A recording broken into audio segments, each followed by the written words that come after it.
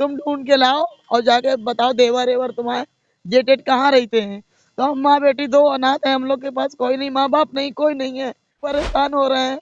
हमारी कोई सुनवाई नहीं हो रही, ना उसकी गिरफ्तारी हो रही है। 4 लाख कुछ रुपया हो चुके हैं सर। लड़की ना कह पा रही, ना पढ़ पा रही है। वो बार बार ऑर्डर कर रहे हैं कि अगर ये गिरफ्तार नहीं करा जा रहा तो आप लोग को खींचा जाएगा, आप लोग को खींचे, लेकिन इन लोग कोई सुनवाई नहीं कर रहे। हम तो यही बात कह रहे हैं कि आज जाओ ढूंढो जाके, हमें नहीं मिल रहा है। ऐसे टूटे फूटे मकान में है, बस हम लोग ना किराया दे पा रहे ना कुछ। अच्छी बुरी नजर मेरी बेटी के ऊपर पड़ती है, हमारे बेटी की भी खतरा है। हमारी बेटी 4-5 महीने की, ये 6 महीने की पेट में थी, हमको मार के भगा दी था कि जाओ पैसे लेके आओ, नहीं आना नहीं। अगर पुलिस के पास गई तो तुम्हारी टांगे तोड़ देंगे। किसी से कहीं कुछ कह रहे, किसी से कहीं कुछ कह रहे। और मैं बीमार रहती हूँ, मेरे सारे पर्चे देख रहे हो, मेरी ने शादी कर ली है, पूरा कहाँ दादी दादी सब, इसको कहाँ से भीख मांग मांग के खिलाए। या तो क्या हम गंदा काम करें, लेकिन हम ये करना नहीं चाहिए।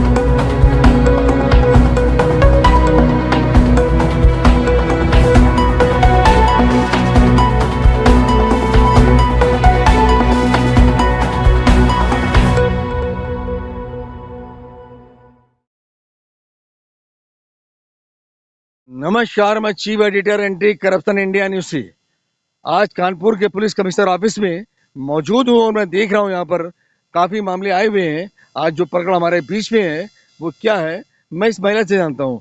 आपका क्या नाम है? सिराज परवीन। सिराज परवीन, आप कहाँ रहती हैं? सुजातगंज। थाना कौन सा आपका है? थाना रेल बाजार। आप ये बताइए कि आज कमिश्नर ऑफिस आप आई हैं, आपका क्या मामला है? गिरफ्तारी का मामला है। हम आए, हम बार बार आ रहे हैं, हर बार आ रहे हैं, कोई सुनवाई नहीं हो रही है। और बार बार कह रहे हैं थाने रेल बाजार जाओ और ढूंढ के उनको लाओ।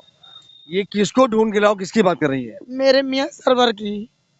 इनके पति सरवर, जिसके खिलाफ ये शिकायत करने आज आई हैं, और यहाँ के अधिकारी कहते हैं जाके पता लगाओ और ढूंढो और फिर बताओ। अब ये पीड़ित उसको कैसे ढूंढेंगे, कैसे पता लगाएंगे? जिस तरह अधिकारी इनको ऑर्डर कर रहे हैं कि मैं कार्रवाई तभी कर पाऊंगा जब तुम ढूंढ कर उसको लाओगी या उसका पता बताओगी। अब ये पीड़ित कहाँ जाएं और कहाँ पता लगाएं? तो आज कमिश्नर ऑफिस आप आई हैं, कमिश्नर साहब ने आपको क्या कहा? हमको सवेरे से हम आए हैं सर, सवेरे से हमको कुछ भी नहीं हुआ। और मिलने दिया एक बार, उसके बाद फिर कुछ कहीं जाओ, रेलवे थाने जाओ और जाके बताओ वो कहाँ, उसका पता लगाओ, उसका खबर बताओ। तो मैंने ये बात कही कि मेरी सास को सब पता है, उन्होंने शादी कराई है उनकी, और उनको सब पता। तो हमसे कह रहे हैं तुम ढूंढ के लाओ और जाके बताओ देवर एवर तुम्हारे जेठ एठ कहाँ रहते हैं। तो हम माँ बेटी दो अनाथ है, हम लोग के पास कोई नहीं, माँ बाप नहीं, कोई नहीं है, हम लोग परेशान हो रहे हैं। हमारी कोई सुनवाई नहीं हो रही, ना उसकी गिरफ्तारी हो रही है। 4 लाख कुछ रुपया हो चुके हैं सर। लड़की ना कह पा रही, ना पढ़ पा रही नहीं, है। ये 4 लाख रुपए किस बात है, कहाँ, क्या मतलब है? सर यहाँ हम पढ़े लिखे नहीं सर, यहाँ कोर्ट में 7,000 बंधे थे, 2,000 इस बेटी के, 5,000 मेरे। तो सर ये कुछ सालों से पैसा नहीं दे रहे हैं सर। आपका कहना है कि कोर्ट द्वारा जो मुकदमा आपने कराया था उसमें आदेश हुआ, उसमें गुजारा भत्ता के लिए जो आदेश में पैसा निर्धारित हुआ था वो पैसा आपको नहीं दिया, वो पैसा आप बढ़ते बढ़ते 4 लाख हो गया। जी। और जज साहब भी कह रहे हैं कि इसको गिरफ्तार करके लाओ चौकी रेल थाने को। वो बार बार ऑर्डर कर रहे हैं कि अगर ये गिरफ्तार नहीं करा जा रहा तो आप लोग को खींचा जाएगा, आप लोग को खींचे, लेकिन इन लोग कोई सुनवाई नहीं कर रहे। हम तो यही बात कह रहे हैं कि आज जाओ ढूंढो जाके, हमें नहीं मिल रहा है। जिस तरह इनका कहना है कि इनको न्याय नहीं मिल रहा है, थाना रेल बाजार का मामला है और यहाँ पर अधिकारी भी संज्ञान नहीं ले रहे हैं। जिस तरह योगी आदित्यनाथ जी का कहना था हर थाने में महिला टैक्स लगी है, महिलाओं को न्याय मिल रहा है, जिस तरह न्याय मिल रहा है महिला उसको बयां कर रही है। और मैं देख रहा हूँ महिला किस तरह से परेशान है और कितना भयभीत है, डरी है, और इसका कोई सहारा नहीं है। ये हर हाल में परेशान दिख रही है। और मैं इससे जानना चाहूंगा आप कहाँ रहती हैं? सुजातगंज में, ऐसे टूटे फूटे मकान में है, बस हम लोग ना किराया दे पा रहे ना कुछ। अच्छी बुरी नजर मेरी बेटी के ऊपर पड़ती है, हमारे बेटी की भी खतरा है, लेकिन कोई नहीं सुनता। सब रेल बाजार वालों को पता है। यहाँ हम 1 महीने से दौड़ रहे हैं यहाँ पे एसएसपी में, लेकिन यहाँ भी कोई सुनवाई नहीं है। जब देखो जब यही बात कही जाती है कि जाके उसका पता करो कहाँ है। हमें पता होता सर तो हम बताते ना। क्यों सिर्फ कहाँ इनसे पे? कहा जाता है तुम स्वयं पता लगाओ जाकर और बताओ, जबकि पुलिस की ड्यूटी होती है कोई पीड़ित कोई शिकायत करता है तो पुलिस का संज्ञान लेती है और उसका पता लगाती है और उसको न्याय दिलाती है। तो जिस तरह न्याय मिल रहा है पीड़ित को वो आपके सामने है। मैं जानना चाहूंगा आपके पति क्या करते हैं? पीतल की ढलाई करते हैं, दूध की डेयरी है सर। अब ये बताइए जब पति आप कारोबार करते हैं और आपका विवाद उनसे कैसे हो गया? विवाह शादी हुई मेरी उनसे। आपकी शादी हुई फिर आपका झगड़ा कैसे चालू हो गया? झगड़ा चालू क्या वो बस 50,000 की मांग करते थे कि घर से 50,000 रुपया लेके आओ, हम कोई कारोबार करेंगे, अगर घर में कोई बताया तो तुमको मारेंगे। तो हर बार हमको मारते थे। हम जब शिकायत पचास करते हजार की डिमांड की तो क्या 50,000 रुपए आपने उनको दिया? हम नहीं दे पाए सर।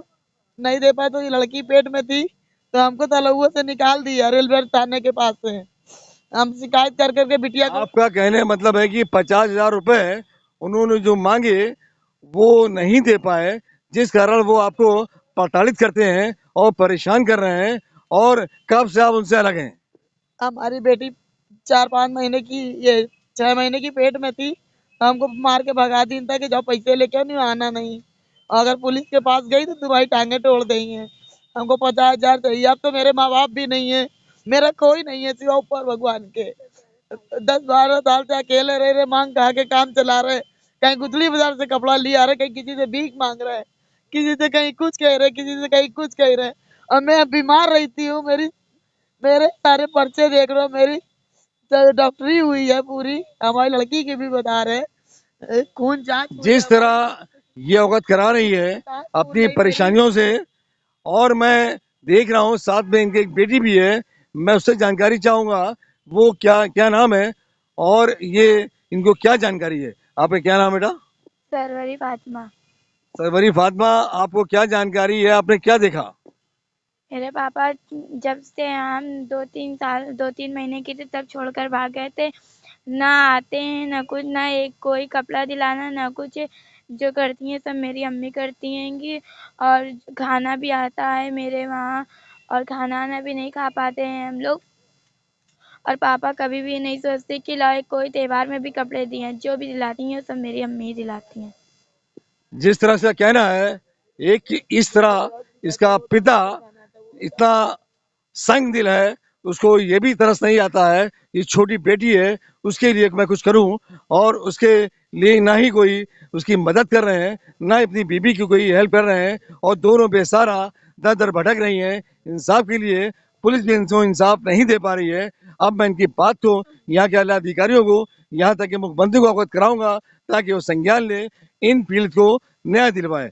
और क्या कहना चाहेंगी आप? आपकी बात को मैं आगे मुख्यमंत्री को अवगत कराऊंगा, आप उनसे क्या फरियाद करेंगी? हम उनसे ये फरियाद करना चाहते हैं, हमें इंसाफ चाहिए, योगी साहब से हमको इंसाफ चाहिए।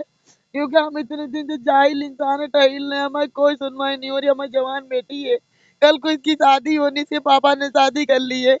पूरा दादी दादी सब इसको कहाँ से भीख मांग मांग के खिलाए। या तो क्या हम गंदा काम करें, लेकिन हम ये करना नहीं चाहते। आप ये बताइए कि आपके पति ने क्या शादी दूसरी कर ली? जी वो तो क्या आपने इसकी सूचना पुलिस को दी? जी सर, लेकिन वो कहते सबूत लाओ, वो औरत छुपा छुपा फिर रहा है। जिस तरह ये अवगत करा रहे हैं इनके पति ने दूसरी शादी भी कर ली है, वो रंगेलियां मना रहा है और इनको छोड़ रखा है परेशान होने के लिए। जिस तरह दोनों परिवार बाप माँ बेटी दोनों परेशान हैं। मैं अब अगली अपडेट में किसी नए पड़कर से अवगत कराऊंगा। जब तक ये राष्ट्रीय अंतर्राष्ट्रीय खबरों से बने रहिए एंटी करप्शन इंडिया न्यूज के साथ। मैं चीफ एडिटर अतर हुसैन एंटी करप्शन से, साथ में कैमरामैन शाहिद अंसारी। नमस्कार, जय हिंद।